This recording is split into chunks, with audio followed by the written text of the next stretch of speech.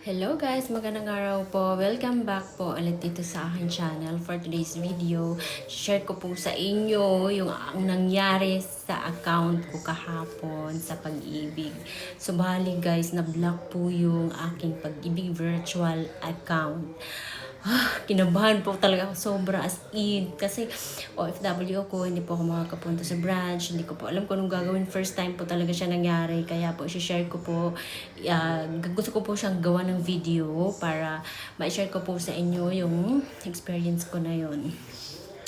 Pero bago pa po yan, kung bago pa lang po kayo dito sa aking channel, please pa-subscribe naman po sa channel, pa-like, share po ng video, and maraming salamat po.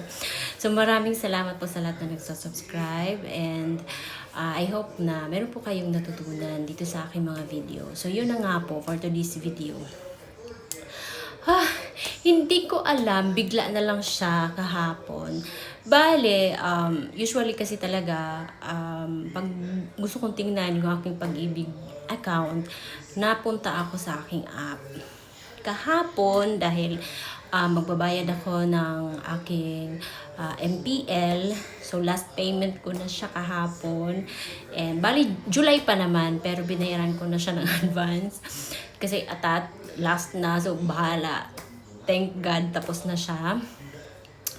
Nag-login po ako online sa aking, sa Google po. So, bale, ganito ang nangyari. So, guys, kapag gusto natin mag-login sa Google, sa website talaga ng Pag-ibig, make sure po na malakas ang internet, maayos po yung inyong internet connection para hindi kayo magka-problema. Kasi bigla na lang siya kahapon na mag-login na ako. Hindi ako makalagin. Una, naging problema, mali daw yung email ko, kahit na tama naman. Tapos yung pangalawa, yung password ko, hindi na talaga siya gumagana. Sabi ko, parang after several attempts, yun na nangyari, na block na. So, nagpanic na ang lola mo. Dahil hindi ko, paano ba to? Paano ko siya gagawin? Actually, ko siya, nag-video recorder ako sa screen recorder. So, kaya hindi ko man pala na-save.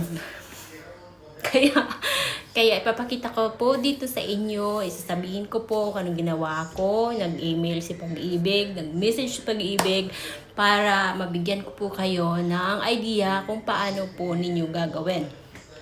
So, yun na nga po, na-block na. Sabi ko, hala, paano na kaya to? Doon kapag nag-login po tayo dito sa website, makikita po natin merong unblock account. Doon po mismo sa website ni Pag-ibig, makikita nyo po kapag nag-login kayo, may unblock account. Okay?